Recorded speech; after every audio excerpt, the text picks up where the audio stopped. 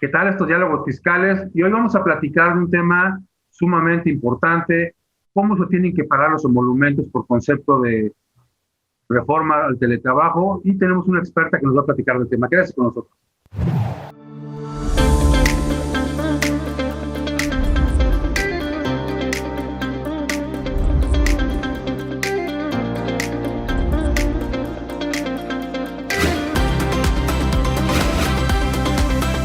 Lo actual y relevante del mundo tributario. Diálogos fiscales con Jaime Flores. Bien, bienvenidos todos. Muchas gracias por acompañarnos en Diálogos Fiscales, lo actual y relevante del mundo tributario. Hoy se encuentra con nosotros nuevamente la licenciada Emily Sutro, quien nos va a platicar de todo el contexto de la reforma al teletrabajo, cuáles son las implicaciones, de dónde surge esta obligación, cómo es esa migración que se da al cambio de trabajo a domicilio al teletrabajo, y sobre todo cómo tenemos que pagarle a los trabajadores en atención a qué conceptos. Y bueno, le agradezco como siempre a la licenciada que nos acompañe. Emily, muchas gracias por acompañarnos. Muchas gracias a ti de nueva cuenta la invitación para diálogos. Me encanta estar contigo platicando de una situación que sigue estando en boca de todos. ¿Por qué? Porque los que pensábamos que nos íbamos 15 días como el periodo de la influenza, pues qué condición que llevamos 1 año con 2 meses. Una situación que antes solamente hablábamos de trabajo a domicilio, no teníamos nada en la Ley Federal del Trabajo como tal, y entonces el legislador, bien o mal, nos regala una serie de artículos a partir del artículo 330 de la Ley Federal del Trabajo A y hasta la K, casi nos da todo el abecedario para regular esta nueva figura. Completo, ¿no? Sí, un capítulo completito que nos regala para hablar de este teletrabajo. Y el capítulo, como bien dices, es nuevo, es el capítulo 12 bis. ¿Qué nos habla? De la situación de cómo se va a prestar ese trabajo personal subordinado, pero desde un lugar donde no son las instalaciones del patrón, que va a ser el domicilio que el trabajador para tales efectos determine, porque no dice que necesariamente sea su domicilio, dice el domicilio que él determine. A lo mejor si yo tengo varios domicilios, cualquiera de ellos será válido para esta situación. ¿Cuál es la primera condición que tiene que tener para que estemos ante la figura del teletrabajo? Que supere por el 40% de la actividad que se desarrolla, la hagamos en ese domicilio distinto al centro de trabajo. Antes de entrar ya a esos parámetros ya del teletrabajo, como ahora se le denomina, había una disposición particular, el artículo 311 y los posteriores, que hablaban del trabajo a domicilio, y había quien lo ubicaba en ese lugar, al teletrabajo, y decía, pues esta es la regulación del teletrabajo, y decía es insuficiente, y finalmente también es insuficiente que se hizo una modificación al artículo 311, se le extrajo una parte del concepto, que se pasó a este articulado del artículo 330 del capítulo 12 bis, y cambió lo que era la esencia del trabajo a domicilio y creó una nueva figura, porque lo es, del teletrabajo. ¿Qué decía del trabajo a domicilio y por qué es diferente al teletrabajo? Ok, la principal situación del trabajo a domicilio es que no contemplaba el uso de las tecnologías de la información. Ese, para mi gusto, es uno de los primeros puntos. No se contemplaba el uso de las tecnologías ni la información. Tampoco nos hablaba de la situación de cuánto tiempo de la jornada tenía que estar en un determinado domicilio y en otro. Y en esta situación sí es muy específica la situación de que tiene que ser con apoyo necesariamente de los usos de las tecnologías de la información, y nos habla de situaciones de tiempos. ¿Hasta cuánto tiempo tenemos que estar haciendo nuestras funciones a distancia? Ok, y a partir de ahí hay una serie de definiciones que ubicarían a quien está haciendo teletrabajo. Hablas en principio de tecnologías de la comunicación y de la información. ¿Qué son esas tecnologías? ¿En qué consisten? Digo, creo que es claro, pero hay quien hoy trabaja con un teléfono y no necesariamente tiene que usar equipo de cómputo ni impresoras. Un teléfono es suficiente. ¿Eso basta para considerar que hay tecnología de la comunicación o de la información? Sí, Sí, porque estamos hablando de tecnologías de la comunicación y si a través del trabajo del teléfono te permite hacerlo, sobre todo si estamos hablando de un teléfono inteligente que en realidad ya casi son computadoras de escritorio, pues obviamente sí, a través de ese dispositivo estás haciendo su trabajo, si lo tienes que prestar a través de una computadora, como lo estamos haciendo en este caso, a través de escritorios remotos, todo ese tipo de tecnologías, las TICs que le conocen de manera derivada, son a través de las cuales vamos a prestar este servicio personal subordinado. No cambia la situación de que sigue siendo personal subordinado, solo que ahora la situación es a distancia. Sí, hay una serie de características que a mí me parece sí se modifican y que incluso se establecen en una serie de principios en la exposición de motivos, en donde se habla que tiene que haber una confianza mutua, que tiene que haber una autonomía del tiempo, que tiene que haber un ámbito de voluntariedad, le llama la exposición de motivos, y de reversibilidad también de la adopción de este modelo. Aquí se refieren todos estos principios, porque cambia la relación de trabajo, porque decimos que el elemento que rige la existencia de una relación laboral es la subordinación, y la jurisprudencia decía que la subordinación implicaba una relación de suprasubordinación entre una persona que da órdenes y otra que las recibe. Y sigue existiendo la relación laboral, sigue habiendo subordinación, pero me parece que con estos principios cambian los efectos de la subordinación. Claro, porque ¿cómo estar haciendo la subordinación a distancia? ¿Cómo vas a ejercer en primera ese liderazgo a distancia? ¿Cómo vas a controlar las entregas de los trabajos?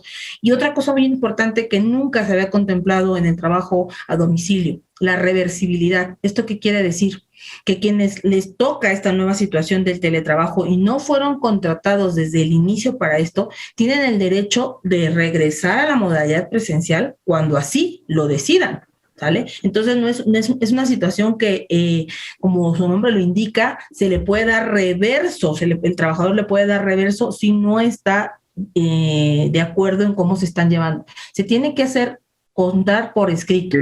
Que tiene características prácticas que a lo mejor no lo permiten, porque como están dadas las condiciones, a lo mejor tiene una oficina, grande, pequeña, mediano, como fuera, en determinado lugar o de determinada ubicación. Y con estas condiciones, con la imposibilidad de volver a los centros de trabajo, muchas empresas han abandonado sus lugares ordinarios y han ido a otras sedes, o ni siquiera una sede, allá cada quien se ubicó en su casa.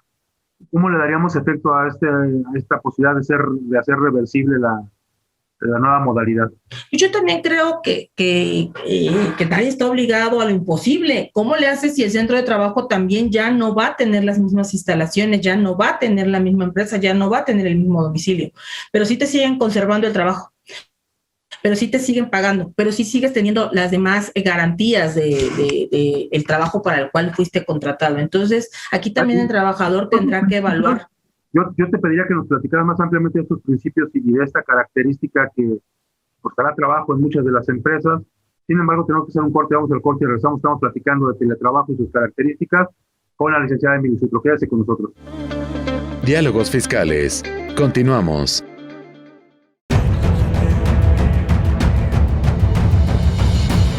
En 1986 nació Información Dinámica de Consulta con la misión de dar información a profesionales del ámbito jurídico. Evolucionamos contigo y en 2001 logramos informarte en tiempo real gracias al nacimiento de IDC Web. Dimos paso en el 2016 a Foro IDC, un evento de alto nivel para el impulso de la competitividad del empresario mexicano. En 2017, unificamos cada avance bajo el dominio www.idconline.mx. Hoy puedes encontrarnos en múltiples plataformas con información vanguardista y especializada para capacitar e informar a los elementos clave de las empresas.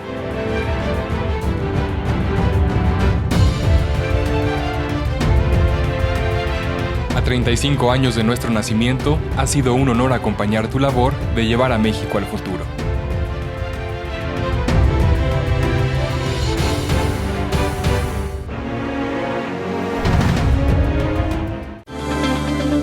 Regresamos.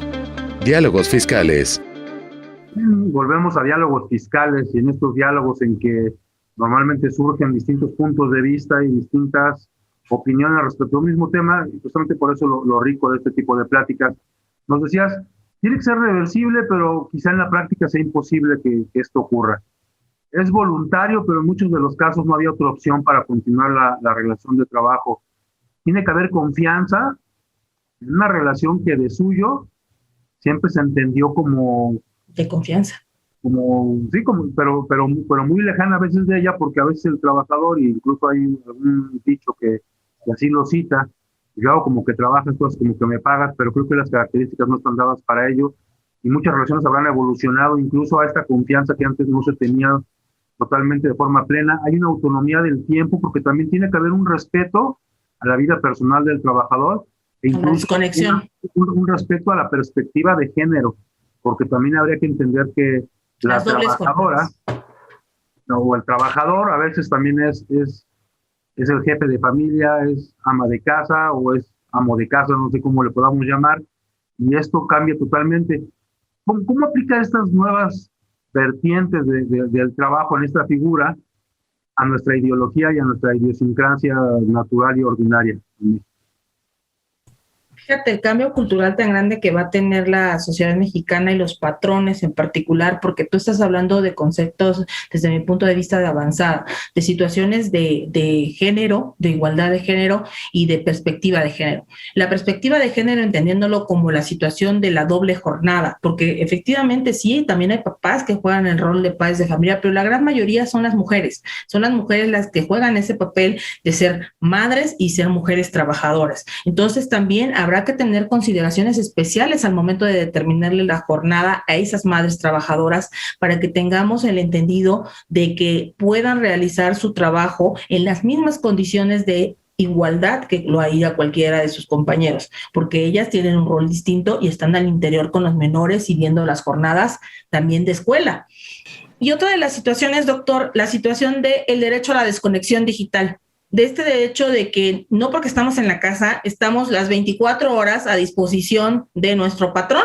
También tenemos el derecho de descanso, porque la situación de la norma 035, en donde estábamos cuidando que el trabajador tuviera su sueño completo, el sueño reparador, que existieran las condiciones para que pudiera estar física y mentalmente bien para prestar sus servicios, no dejaron de existir para el teletrabajo. Entonces también tenemos que permitirle el descanso. ¿Hasta qué horas le voy a mandar correos? ¿Hasta qué horas es oportuno mandarle un WhatsApp? Pues evidentemente hasta los horarios de jornada, porque de esa manera se pactó. Si se platica con las mamás trabajadoras, viendo ahora la situación de la doble jornada, y va a haber modificaciones porque las primeras horas las vayan a destinar a lo mejor para estar con sus hijos y ayudarles en las tareas, entonces a lo mejor sí va a haber un cambio de condiciones, y este cambio de condiciones tiene que estar en un adendo. Me decían, oiga, ¿tengo que hacer entonces un contrato de trabajo? No tienes que hacer un contrato de trabajo, tienes que hacer un adendo al contrato de trabajo. ¿Qué pasa con todos aquellos centros de trabajo que no tienen contratos laborales? De entrada, tache, pero lo tendrían que hacer valer en contrato colectivo de trabajo, entonces tendrían que hacerlo valer en el reglamento interior de trabajo, esta nueva modalidad. Otra de las cosas que la ley también nos obliga es a tener una política sobre el teletrabajo, y va a ser auditable. Sí, como son ordinariamente auditables las relaciones de trabajo que se suscitan al interior de los centros de trabajo. Sin embargo, esa es una de las dudas que mucha gente tiene. Se dice que va a haber inspecciones de trabajo a este tipo de formas de otorgar el mismo. ¿Dónde va a ser una revisión de este tipo? Que finalmente quizá ya no haya centros de trabajo, quizá el espacio auditable y el lugar auditable pudiera ser el domicilio del trabajador. ¿Cómo se daría esto? Porque en el plano de las disposiciones suena muy bien, en el plano de los hechos, ¿cómo sería una situación de este tipo? Pues es que si nos vamos a texto de ley, ¿qué dice? Que se podría hacer la inspección en el centro de trabajo. En el centro de trabajo, entendiendo el domicilio que el trabajador para tales efectos haya determinado. Entonces van a venir a casa. Sí, lo cual sería complejo porque no es un centro de trabajo, sino parcial. Donde además sale del espacio de control del patrón, que a mí me parece eso sumamente complejo, porque incluso ahí podríamos analizar temas de seguridad de higiene, de seguridad laboral, de seguridad social, de riesgos de trabajo. De control del patrón, que es lo que a mí me parece de alto riesgo. Sin embargo, esa parte de la autonomía del tiempo, esa parte que tú mencionabas, y creo que no está ocurriendo porque lo hemos visto, esa parte del cambio de incluso de horarios, porque a lo mejor entre 10 y 12 o entre 10 y 1, las trabajadoras o los trabajadores se convierten en padres de familia y quizá ese tiempo lo tendrían que reponer en espacios de tiempo que quizá ya correspondan a una jornada nocturna.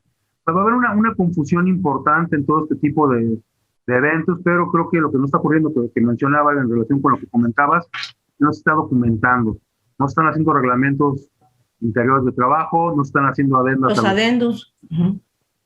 Y todo está pasando como podemos, patrones y trabajadores, pero me parece importante esa parte que mencionas. ¿Qué tendríamos que estar trabajando? ¿Quién tendría que estar trabajando en ello? Sí. Y ¿sabes qué? Vamos a retomar la situación de un punto que tú pusiste y me parece medular, la confianza, porque la confianza en que vas a hacer tu trabajo en tiempo y forma, la confianza en que vas a cuidar los equipos de los cuales te voy a ayudar a llegar para que prestes tus trabajos, la confianza de que no vas a darle mal uso a la información a la cual tú tienes acceso, en el sentido de que no la puedes compartir, que la computadora es para prestar el trabajo y no para que tu hijo haga la tarea. Porque imagínate que pudieras tener una situación de que se violente la ciberseguridad y que pierdas todos los datos de la empresa, que pongas en riesgo la situación de una nómina, que pongas en riesgo el pago de proveedores, el pago de los días a días de la empresa, porque se descompuso la máquina, porque se te cayó un vaso de agua, porque tu hijo la tomó. Entonces, la confianza hoy más que nunca va a estar presente en las relaciones laborales. Y datos de clientes, ¿no? Que esos van a estar en muchos de los casos fuera de la sede corporativa. Sí, obviamente. Todo eso son implicaciones importantes, donde quizá el legislador quedó corto porque lo mencionó y lo citó como algo que podría o no ocurrir. A mí me parece que van a ser temas recurrentes en todos los casos. Pero un tema que levantó Ampula y me parece que es el que más se le ha dado importancia, es el tema de los servicios y de los apoyos que tendría que recibir el trabajador, y quizá no apoyos porque al final del día y en términos de lo que establece el artículo 143 de la Ley Federal del Trabajo, son erogaciones que hace el patrón y que se consideran herramientas de trabajo, y que tanto en esta ley como en la Ley del Seguro Social, en la del Impuesto sobre la Renta, se consideran como no afectos a modificar patrimonialmente el estatus del trabajador. Esto no significan un ingreso. Sin embargo, me gustaría que nos platicaras específicamente cuáles son los conceptos que tiene que erogar el patrón en beneficio del trabajador, y después que lo podamos llevar al tratamiento que se le tiene que dar al concepto, de acuerdo sobre todo a algunas publicaciones que han existido por parte del SAT. Así que vamos a platicar ese tema. Tan pronto regresemos del corte, estamos platicando con la licenciada Emily Sutton en Diálogos Fiscales, lo cual es relevante en el tributario. Quédese con nosotros. Diálogos Fiscales. Continuamos. IDC te invita a nuestros seminarios fiscales 2021. En cada uno de estos seminarios obtendrás los conocimientos necesarios de los efectos legales y fiscales que deberás seguir. Conoce de forma práctica y sencilla el tratamiento fiscal y las alternativas que existen en los regímenes fiscales de las sociedades civiles. ¿Cuánto y cómo se reparten los dividendos? Aprende esto y más en nuestro seminario Básicos para la repartición de dividendos. Conoce el tratamiento fiscal y de comercio exterior del robo o destrucción de mercancías que debes ofrecer en donación, materias primas, productos terminados o que hubieran perdido su valor. ¿Cómo atender una cancelación de certificados digitales? Descúbrelo en este seminario. La normativa fiscal aplicable en cada país tiene que ajustarse al contexto internacional para establecer cómo se determina la renta del contribuyente. Cerramos nuestros eventos fiscales con todo lo nuevo en la reforma fiscal el 25 de noviembre. Llévate todo el paquete fiscal con nuestra promoción en conmemoración de los 35 años de IDC. Ponte en contacto con nosotros.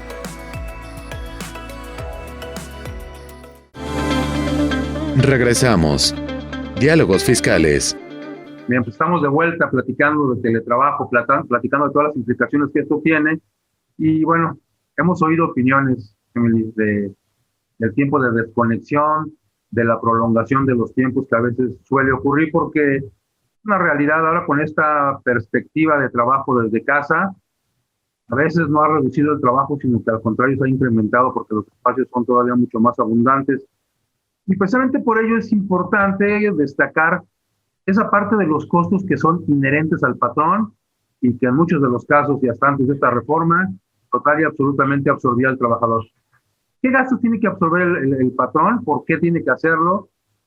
¿Y cuáles son las implicaciones después en el pago que tiene para ambas partes? Ok, bueno, de carácter obligatorio, artículo 330E nos habla desde el hecho de que le tengo yo que proporcionar el equipo, darle el equipo para que me preste el servicio. Entonces, si el trabajador necesita para prestarme el servicio una computadora, darle la computadora. Si necesita una silla, darle una silla para que preste el servicio. Pero también hay que contemplar situaciones donde el equipo pudiera estar en riesgo porque no en todas las localidades tienen la misma situación de voltaje. Cuando estamos en un centro de trabajo, estamos en una situación controlada, en donde vemos hasta la situación de las luces, vemos la situación de la iluminación. Aquí puede haber descargas en casa que pudieran poner en riesgo, entonces también nos tendrán que dotar de una situación de un equipo que tenga que protegerlos, que tenga que proteger el equipo de cómputo. También nos habla ese mismo artículo de pagar y asumir los costos derivados, en su caso, del pago de la electricidad, del pago del internet para el cual y por medio del cual se prestan los servicios. Entonces, el patrón tendrá que allegar a el trabajador de todos aquellos elementos, herramientas de trabajo que necesita para la prestación del servicio para el cual fue contratado. Esa situación, ¿cómo se va a ver en la situación desde el traslado, doctor? A ver, ¿cómo lo voy a llevar del centro de trabajo a mover? Si es una lab, pues es muy fácil. Pero si estamos hablando que él tenía un CPU de los grandotes y se lo tiene que llevar, o si hablamos de una situación de que a lo mejor requiera una situación de servidor, ¿dónde lo va a meter en su casa? Porque lo que estamos haciendo con las casas es que estamos habilitándolas como pequeñas oficinas y a lo mejor no todos tienen los espacios para acondicionarlas. ¿Hasta cuánto le podemos poner al trabajador también a resguardar los equipos de la empresa? Yo siempre les digo que cuando entregan, hagan una lista pormenorizada de lo que están entregando, con la situación como le entregan, con el número de serie, los daños que pudieran tener para cuando se haga el retorno. Si es que va a haber reversibilidad, porque a lo mejor habrá centros de trabajo que sí les funcione esta nueva forma de trabajo y se queden ahí. ¿Y cómo vamos a deducir estos gastos también? ¿Cómo los vamos a cargar el pago de la luz? ¿Cómo vamos a pagar ese pago del internet? ¿Cómo lo vamos a descargar en nuestra contabilidad? ¿Va a integrar o no va a integrar para salario? De principio, pues no va a integrar para salario. Afortunadamente ya tenemos muy bien entendido que no va a integrar. Pero ¿cómo va a poderlo deducir el patrón? Porque al final del día no está en su centro de trabajo. También afortunadamente ya existe la situación de que va a ser totalmente deducible al patrón esos gastos que se generen. Pero yo creo que ahí es donde vamos a tener que volver a las políticas y a la gobernanza corporativa. Establecer desde el primer momento hasta qué montos voy a cumplir de luz, hasta qué montos de internet y qué equipos les voy a hacer valer, les voy a entregar a los trabajadores. Entregar la guardia custodia del equipo y que tenga una consecuencia en el caso de que sufriera algún tipo de daños. La ley no ha sido clara. Creo que ahí quedamos un poco a deber, conclusos en la disposición legal, porque dice, y el patrón tendrá que pagar los servicios de energía eléctrica y los de comunicación, refiriéndose particularmente al internet. A partir de ahí se ha suscitado una serie de controversias en donde hay gente que dice, bueno, si yo le pago al trabajador por el internet que usa en su casa, a lo mejor estoy pagando en una misma casa y distintos patrones a distintos trabajadores y cada uno va a recibir ese dinero por un mismo servicio. De energía eléctrica hay quien ha dicho que es muy fácil contar los kilowatts, o contar los watts o el servicio de energía eléctrica bajo determinados estándares de medición, que a mí me parece que no es tan sencillo como simple y sencillamente contar, pero hay quien dice que sí. Y lo que dice la ley es que tendría que haber un acuerdo contractual entre el trabajador y el patrón para establecer cuál sería el monto adecuado para cubrir esos servicios. El problema es que los comprobantes, que en algún momento lo mencionamos, salen el nombre o del patrón o del trabajador, bueno, del trabajador ordinariamente o de alguien de su familia, no a nombre del patrón. Y el patrón necesita en buena medida la deducción, porque finalmente esto va a disminuir respecto de una erogación efectiva que está realizando la base tributaria. Sin embargo, no podría obtener un comprobante fiscal. Ya hubo por ahí una reunión de síndicos del contribuyente con el SAT, en donde una de las cuestiones más importantes que le preguntaron al Servicio de Atención Tributaria es cómo hacemos deducible el concepto, y contestó el SAT que si toda vez que la autoridad laboral no se había manifestado al respecto, que no tendría por qué hacerlo. Lo que ellos sugerían era incorporarlo en el catálogo de otro tipo de pagos. 999. 999 en ese catálogo, como otros pagos por definir, en donde son pagos que se realizan al trabajador, que no están ni exentos ni grabados, y entendemos que por su incorporación a ese comprobante, pues ya se acreditan los requisitos del artículo 27, fracción tercera de la Ley de Renta, y entonces se cuenta con el comprobante para la deducción respectiva. Pero ¿cómo definir cuál es el monto? Porque la ley dice que es por un acuerdo.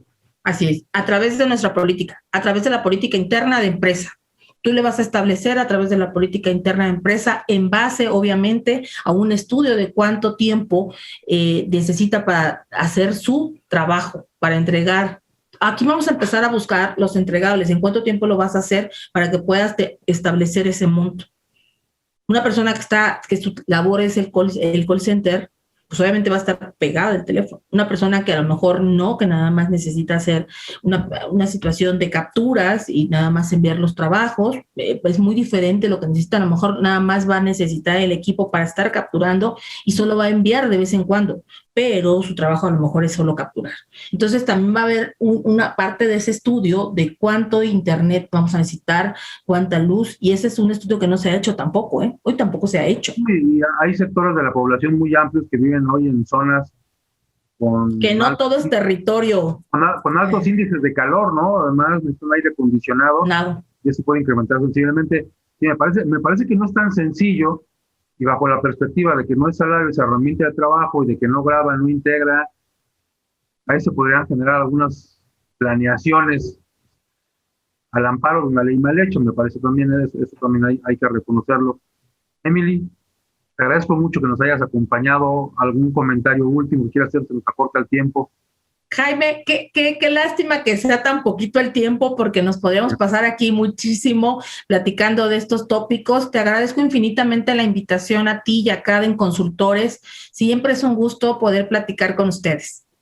Muchas gracias, y a la gente que nos acompañó hasta este momento, gracias por acompañarnos en estos diálogos fiscales, lo actual y lo relevante del mundo tributario. Hasta la próxima.